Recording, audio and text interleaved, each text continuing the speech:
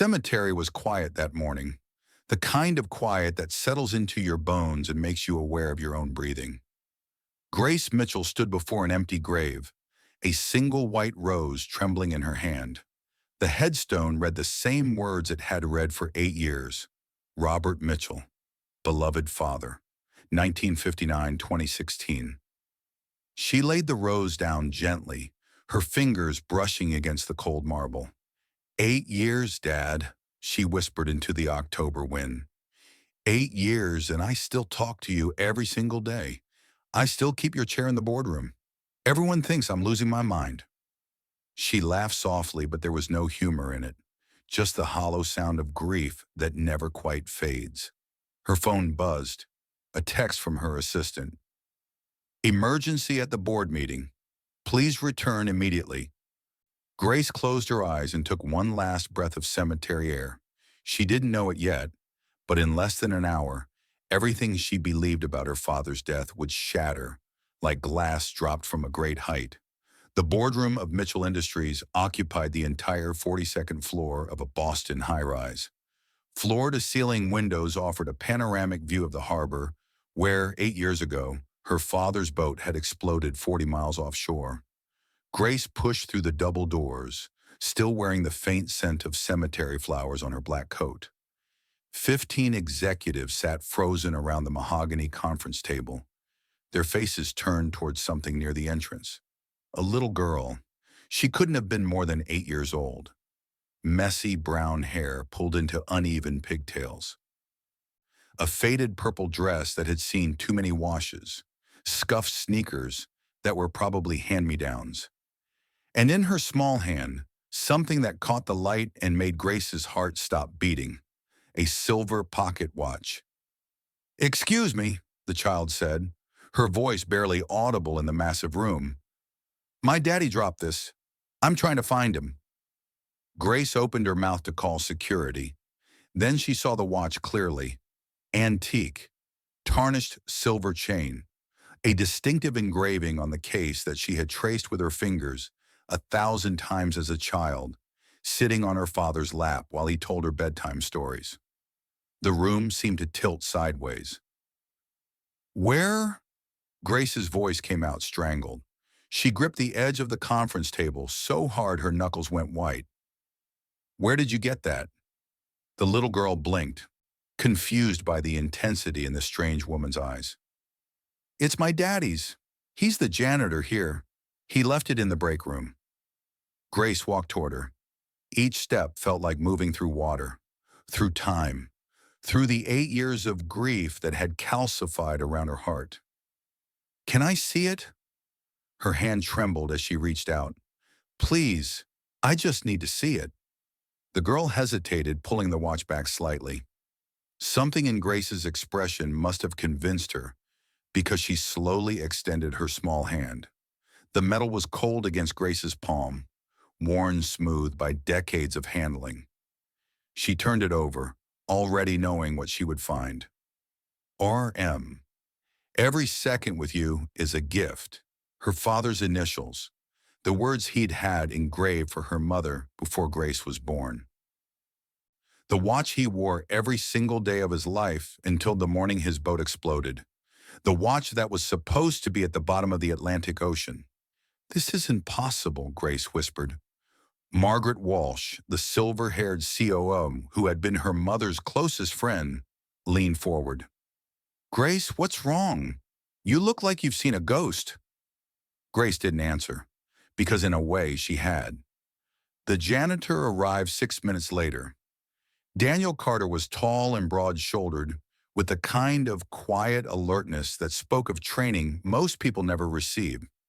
He wore a blue uniform with his name stitched above the pocket, and his eyes found his daughter immediately. "Emma, what are you doing up here?" He looked around at the executive staring at him. "I'm so sorry if she caused any trouble." "Mr. Carter," Grace's voice was controlled now, but her hands wouldn't stop shaking. "This watch, where did you get it?" Daniel looked at the pocket watch in her grip. Something shifted in his expression, something protective and guarded. "That's mine," he said carefully. I've had it for 8 years. This watch belonged to my father. He was wearing it when he died. Grace stepped closer. So I'll ask you one more time. Where did you get it? The room fell completely silent. Daniel took a deep breath and began to tell a story that would change everything. 8 years ago, he explained, he was working the graveyard shift at a warehouse in Manchester, New Hampshire. Around 2 in the morning, he heard something outside. He found a man collapsed in the alley behind the building. He was in bad shape, Daniel said, beaten half to death, blood everywhere, broken ribs, cuts on his face. His skull was... I could tell something was wrong inside. Grace lowered herself into the nearest chair. I called 911, stayed with him until the ambulance came. Daniel paused. The doctors said he had severe brain trauma. When he woke up, he couldn't remember anything. Not his name, not where he was from. Complete amnesia. And no one came looking for him? The hospital tried everything. They ran his fingerprints, filed missing person reports. Nothing worked. Nobody claimed him. Daniel's eyes met Grace's. It was like he didn't exist. The watch, she managed. How did you end up with it? Before they transferred him to a care facility, the hospital gave me his personal effects. Just the clothes and the watch. I kept it because it seemed important. I thought maybe someday he'd remember and I could return it. 8 years. He'd kept a stranger's watch for 8 years. He had a scar, Grace said suddenly, on his left hand, between the thumb and index finger, shaped like a crescent moon. Daniel nodded slowly. Yes, how did you know? Grace closed her eyes. She was 12 years old again, watching her father cut himself fixing a boat motor. She'd cried more than he did. Mr. Carter, where is he now? The man you saved. That night, Grace sat alone in her father's study. She found a leather journal in a hidden drawer that only the two of them knew about. The pages from 8 years ago told a terrifying story. August 15th, found discrepancies in the overseas accounts. $15 million missing over 6 years. Need to dig deeper. August 17th, it's H, my oldest friend. He's been stealing from everything we built together. August 19th, confronted H today. He denied everything, but I saw fear in his eyes. Not fear of being caught, fear of something else. August 20th, H wants to meet privately at the marina tomorrow morning. Says he can explain about the money and about Eleanor. Grace's blood ran cold. Eleanor, her mother's name. She pulled up the company's historical records, the board of directors from 8 years ago. Her eyes landed on one name, Henry Blackwood, board chairman, her father's best friend since college. The man Robert Mitchell was meeting the morning his boat exploded. They left Boston at dawn. Grace drove, Daniel beside her, Emma in the back with her tablet. She'd offered Daniel $40,000 to help identify the man he'd saved. He'd refused the money but agreed to help anyway. You were military, Grace said after an hour of silence. Army, security details in Iraq and Afghanistan. He was quiet for a moment. I got out when my wife got pregnant. Sarah? She passed 3 years ago. Cancer. Grace felt something shift in her chest, a recognition of shared pain. My mother died of cancer too. I was 17. I'm sorry. So am I. For you. They drove in silence after that, but it was different now. The kind of silence that exists between people who have stood at graves and learned to keep breathing. From the back seat, Emma's voice broke through. Are we going to find the man from the hospital? Grace looked at her in the rearview mirror. We're going to try. What if he doesn't remember you? Grace didn't have an answer. Emma thought about it, then said something that struck Grace like a physical blow. My dad says that even when someone forgets, love doesn't forget them. Daniel's jaw tightened. He didn't look at Grace, but she could see the emotion in his profile. Cedar Brook State Care Facility sat 20 minutes outside Manchester, surrounded by pine trees and chain-link fence. The building was gray brick and barred windows, the kind of place where people went to be forgotten. Dr. Philip Warren, the administrator, was reluctant at first. When Grace explained who she was, his resistance crumbled. "We do have a long-term resident matching that description," he admitted. "Transferred here 8 years ago. Severe amnesia. No memory recovery to date. Can I see him? You understand he won't recognize you." "I understand." They walked down corridors that smelled of disinfectant and institutional food. Dr. Warren stopped outside room 27B. He spends most of his time drawing pictures of boats and a little girl. Grace couldn't breathe. The door opened. A man sat by the window, hunched over a sketch pad. He was older than she remembered, thinner. His hair had gone completely white, and he'd grown a beard. Deep lines carved his face. But his eyes, those were her father's eyes. "Dad?" The word came out broken. Robert Mitchell looked at his daughter with no recognition at all, just polite confusion. "I'm sorry," he said quietly. "Do I know you?" Grace's legs gave out. Daniel caught her, lowered her into a chair. She pressed her hands over her mouth, trying to hold back the sobs. "I'm Grace," she managed. "I'm your daughter." Her father stared at her. Something flickered across his face. Pain, confusion, longing, but no recognition. "I don't remember having a daughter. I don't remember anything from before." She stayed with him for hours, telling stories about their life together. He listened like a man hearing tales from a foreign country. Then she mentioned the watchmaker. "You used to tell me a story," she said, "about a watchmaker who kept time for an entire village." Something shifted in his eyes, a light struggling to stay lit. "The watchmaker," he repeated slowly. He knew that time was the only thing that couldn't be bought or stolen.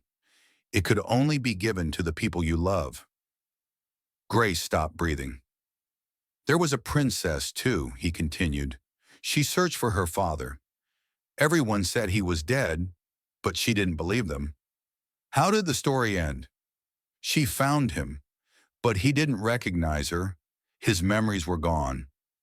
Robert touched his chest. She told him stories, and slowly, he remembered, not with his mind, with his heart. Tears streamed down both their faces. "I dreamed about a little girl," he whispered.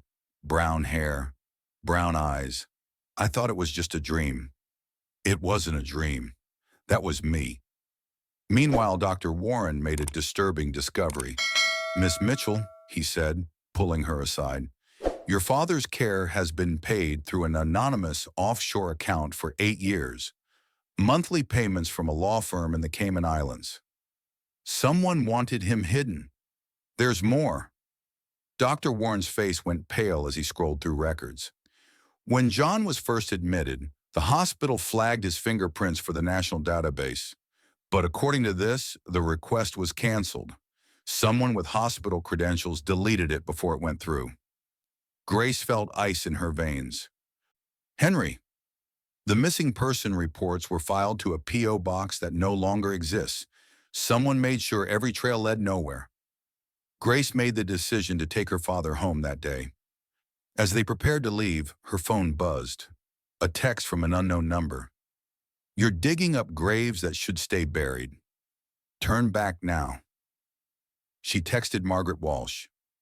"Taking Dad to Cape Cod House. Need somewhere safe. We'll explain tomorrow." She didn't know that Margaret's phone had been cloned months ago. Every message was being forwarded to a number registered to Blackwood Holdings. They were 30 minutes outside Boston when Daniel noticed the headlights. "We're being followed," he said quietly. A black SUV had been trailing them since Cedarbrook. Now it was accelerating. "Hold on," Daniel said.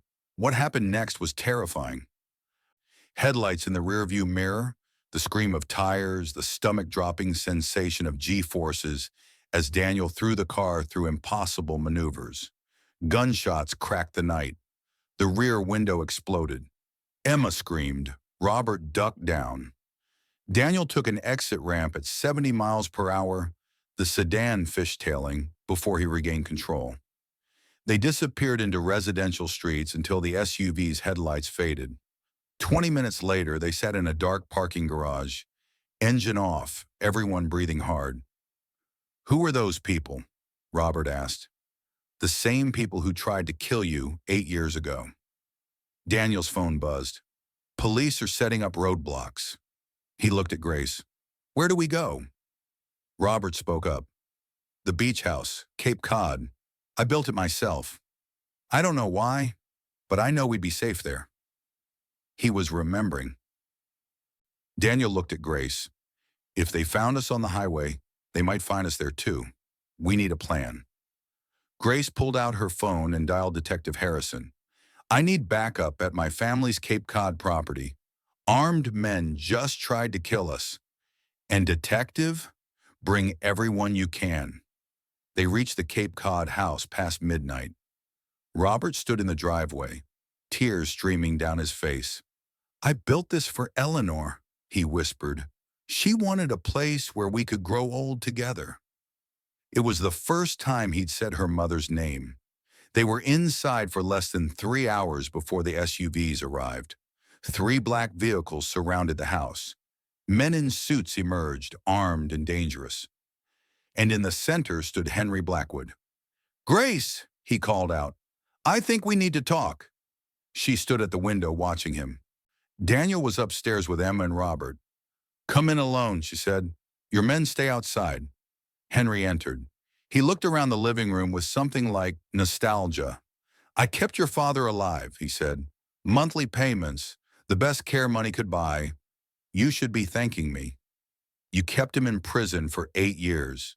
I gave him peace. No memories means no pain." Henry's voice hardened.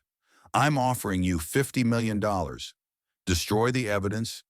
Tell the police this was a misunderstanding, and everyone walks away. And if I refuse, then things get unpleasant." He stepped closer. "You want to know why I did it, Grace? It wasn't just about money. It was about 30 years of standing in Robert Mitchell's shadow. So you stole from him." "I took what I was owed," Henry shouted. "But that's not even the real reason." He pointed toward the stairs where Robert was hiding. "Your father stole something from me long before I touched his money. He stole Eleanor." The name hung in the air. "I loved your mother, Grace. I loved her first. We met in college before Robert existed. I was going to propose." Henry's voice cracked. "Then he came along with his charm and his stories, and Eleanor chose him. I spent 30 years watching them have everything I wanted." Grace stared at this broken, bitter man. "So when he discovered the embezzlement, I panicked. I hired people to make it look like an accident. They were supposed to blow up the boat cleanly. Instead, they beat him and dumped him in New Hampshire." Henry laughed hollowly. "When I found out he survived, I thought it was almost poetic. Keep him alive but erased. No memories, no Eleanor, no daughter, no life." Robert's voice came from the stairs. "I don't remember you. I don't remember any of it." He walked down slowly, putting himself between Grace and Henry. "But I know what hate feels like. It eats you from the inside, turns everything to poison." He looked at Henry with something that wasn't anger. It was pity. "I feel sorry for you. Whatever you did to me, it's nothing compared to what you did to yourself. You wasted 30 years on jealousy. That's a tragedy worse than anything you could have done to me." Henry's face contorted. Then the sirens came. Red and blue lights flooded the house. Police cars screeched to a stop. Officers poured out, weapons drawn. Grace had called Detective Harrison. He'd been tracking Henry's movements, gathering evidence. Her call about the attack had mobilized every available unit. Henry looked at the police, then back at Grace. "You have no idea what you've done," he said quietly. "I found my father," she replied. "That's all I care about." 6 months later, the courtroom was packed for Henry Blackwood's sentencing. Grace sat in the front row with her father beside her. Robert looked different now, healthier, the beard gone. Months of therapy had helped him recover fragments of memory. Not everything, but enough. Henry stood before the judge.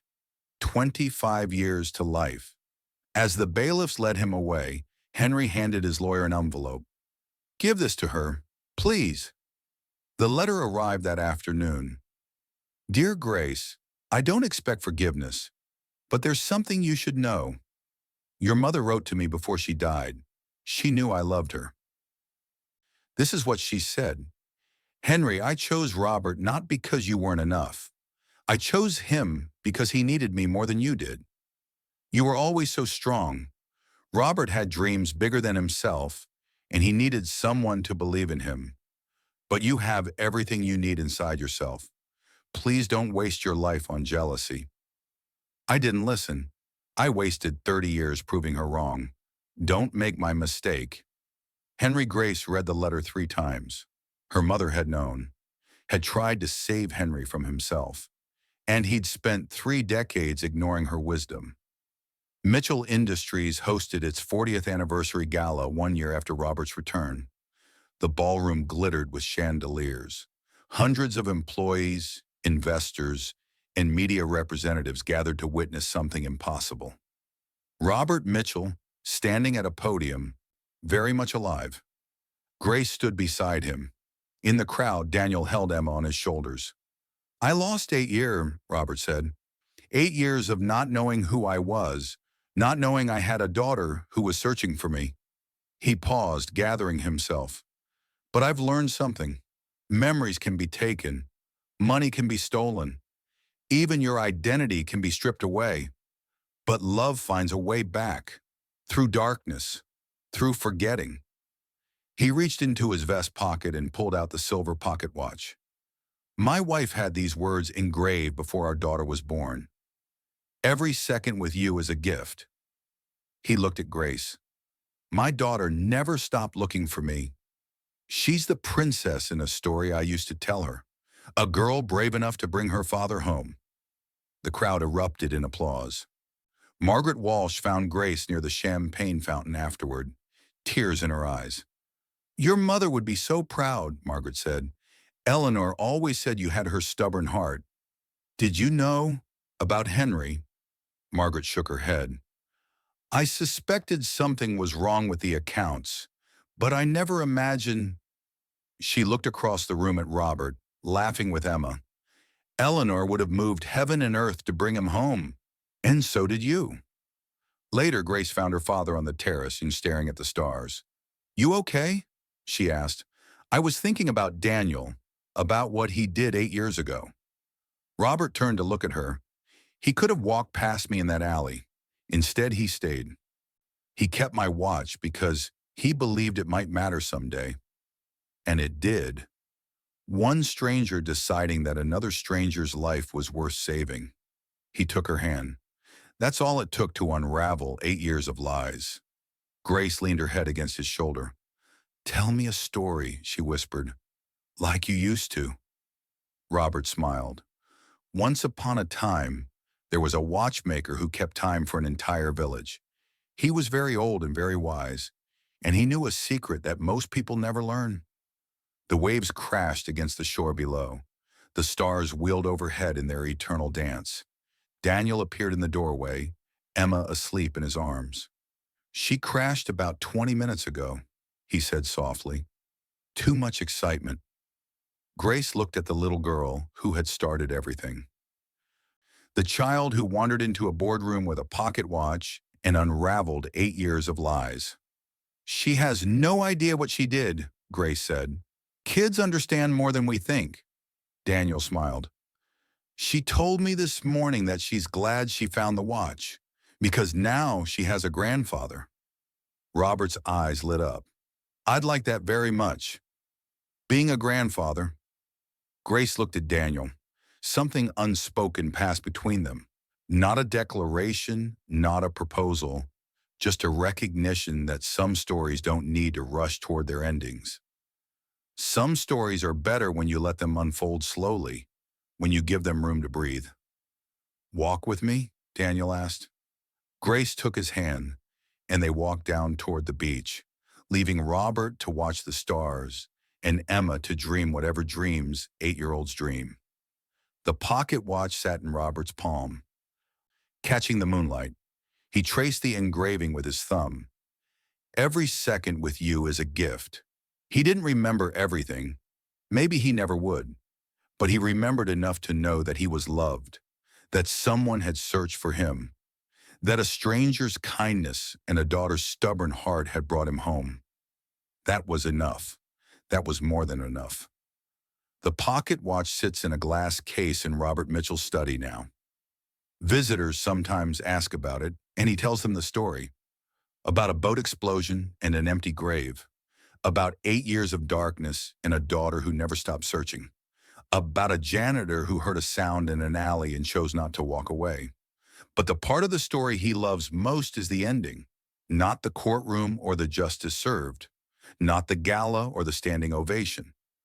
The ending he loves is simpler than that. A terrace overlooking the ocean, his daughter's head on his shoulder, the sound of waves and the weight of time passing the way it should, slowly, gently, surrounded by people who love you. Some stories end with villains punished and heroes rewarded, but the best stories end with something quieter. Family, found, home, and all the time in the world to enjoy it. And just like that, another story comes to a close. I often wonder where you all are when you listen to these. Driving home late at night, working on something while my voice keeps you company. If this story touched you, if it made you think about the people you love, consider hitting that subscribe button. There are more stories waiting. Thank you for spending your time with me. It truly is a gift. Until next time, take care of yourselves. And take care of each other.